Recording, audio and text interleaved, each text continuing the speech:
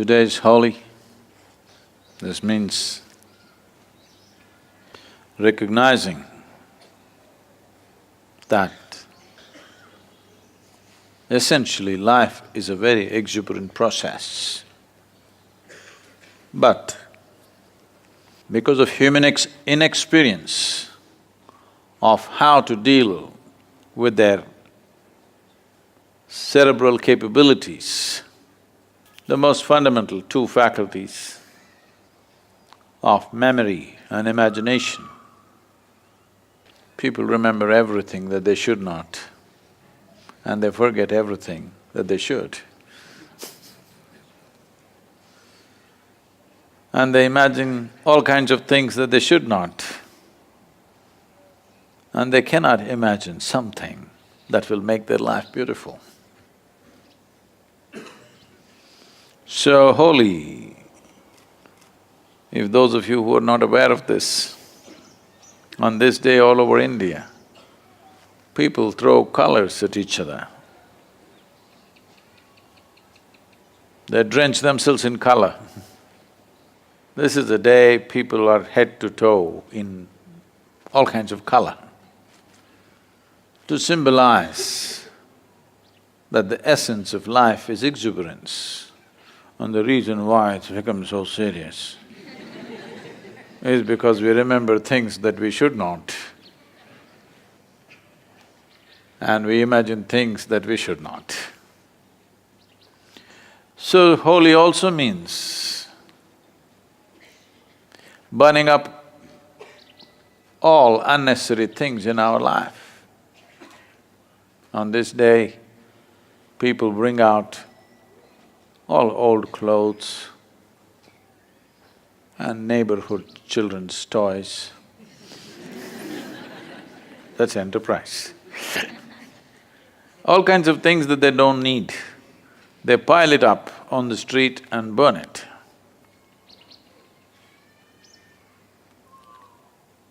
This is not about burning old clothes. This is about burning the memories of the past 1 year, so that today you can be like a fresh life, exuberant on.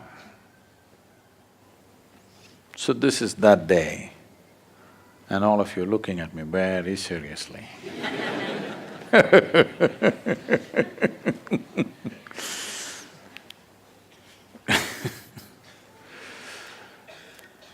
This is a time in India,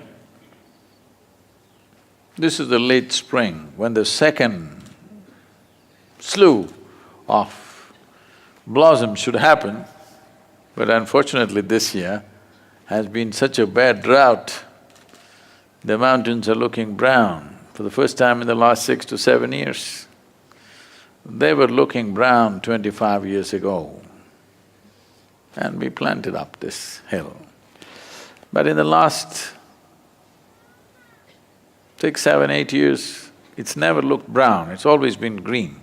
This year, it's turned brown because there has been no rain for almost 5 months now. But especially if the plants are not able to flower, the human being should assist. Hello? Plants are not able to flower due to lack of nourishment. You don't look undernourished. You must make it up. Because plants are not able to flower because of the drought. You must make it up with your smiles and your joy and your exuberance, because when nature fails, man is supposed to stand up. Hello?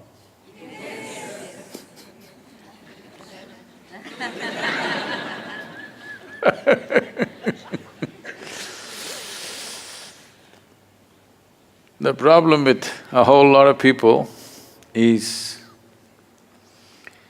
they're constantly giving themselves a lecture.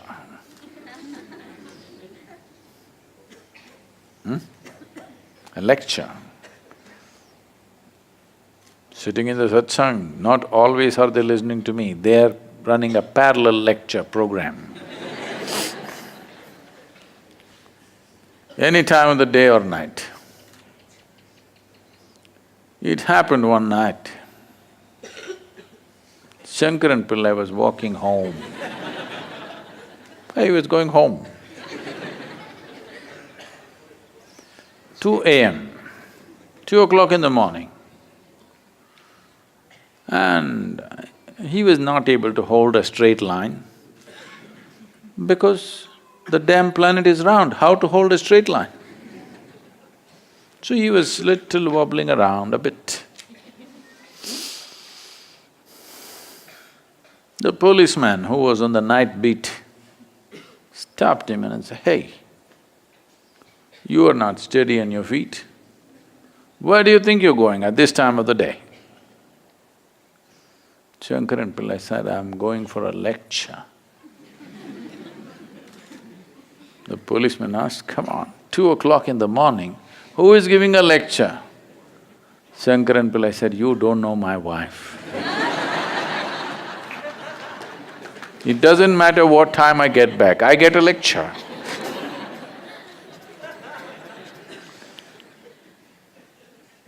And many of you don't have a wife or a husband, but you are on a lecture tour all the time. Self-help, this is called.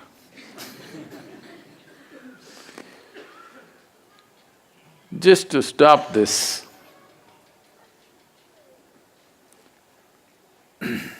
preoccupation with your own rubbish endlessly, most people think it's impossible. This is because they have not stopped identifying with their thought. Once you identify with it, you can't stop it. There is no need to stop it. You just have to disidentify with it because the content of your thought filled in from outside, isn't it? The content of your thought is not yours, borrowed. If you just say, "This is not mine," that's all you have to do. You don't have to give it up. If you just see, what's happening in my head is not really mine, then you will see it'll buzz around for some time and you identify with it so much. It is yours and you think it's a smart thought, though it's stupid. Everybody thinks it's stupid, but you think it's smart. Doesn't matter, it messes up your life, but still you think it's smart. It doesn't let you sit down in one place, if not in ecstasy, at least peacefully, but you still think it's smart. If you do not know even how to be at ease, that's not smart, isn't it? Hello? You don't even know how to be at ease. How can you call this smart? Nothing smart about it. It's the dumbest way to exist. But because you are so invested in it, you can't drop it. Today is Holi. Time to burn up the old, and especially because spring is not manifest due to lack of rains, you must. I'm going to watch you for next 3 days in the ashram premises. I want to see how you are. Different levels of aliveness, isn't it?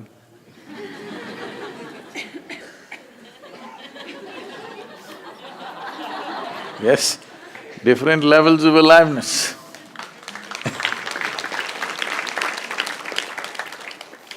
Springtime, Holi, we want you to sit with maximum aliveness. Hello? Yes! I didn't say it have to be noisy. Maximum aliveness. Flowers are missing this year. You have to make it up. Because that's the only goddamn thing you have, aliveness. Everything else is your rubbish in your head.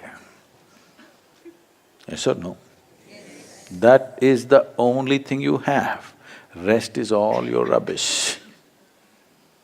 That you must keep it full on. No? No, I'm saving it, Sadhguru.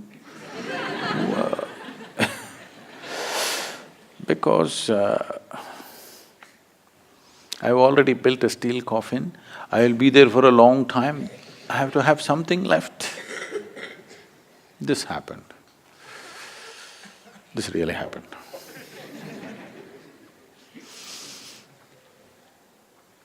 Again at 2 a.m. in the morning, the public prosecutor called the judge. The butler in the house said, "I can't wake him up, it's 2 o'clock in the morning." He said, "No, this is very urgent, you have to." Then he connected. This telephone rang in the bedroom and the judge picked up and asked, "Who is this?" "Mr. Justice, Justice Grover just passed away and I would like to take his place."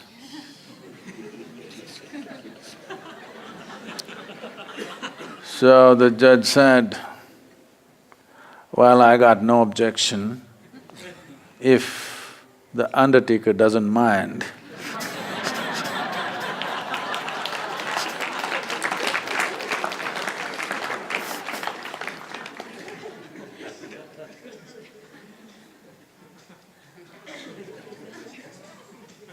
You want to act like you're already half in? Hello? No flowers in the garden. You should make it up. I'm going to watch you for next 3 days, how spring blossoms. Okay?